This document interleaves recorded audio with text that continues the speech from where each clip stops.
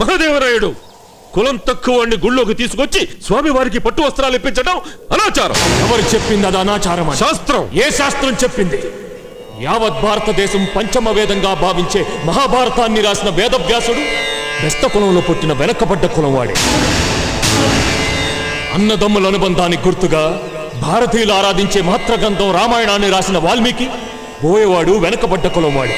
హిందువులందరూ ఆరాధించే పవిత్ర గ్రంథం భగవద్గీత, ఆ గీతను చెప్పిన శ్రీకృష్ణుడు యాదవుడు వెనుకబడ్డ కులం వాడే. ఇతడు వెనకబడిన కులం వాడు కాదండి, 5వ కులం వాడు, దళితుడు. శాస్త్రి గారు, అంత గొప్ప భగవద్గీతలో శ్రీకృష్ణుడు ఏం చెప్పాడు? చాతుర్వర్ణ్యం మయా సృష్టం అన్నాడు. ముఖంలో నుంచి బ్రాహ్మలు పుట్టారు, భుజాల్లో నుంచి క్షత్రియులు పుట్టారు, ఉరువుల్లో నుంచి వైశ్యులు పుట్టారు, పాదాల్లో నుంచి శూద్రులు పుట్టారు. నేను 4 కులాలు సృష్టించానని ఆయన చెప్తుంటే మరి దళితుడు ఎక్కడి నుంచి వచ్చాడు? ఎవరు పుట్టించారు?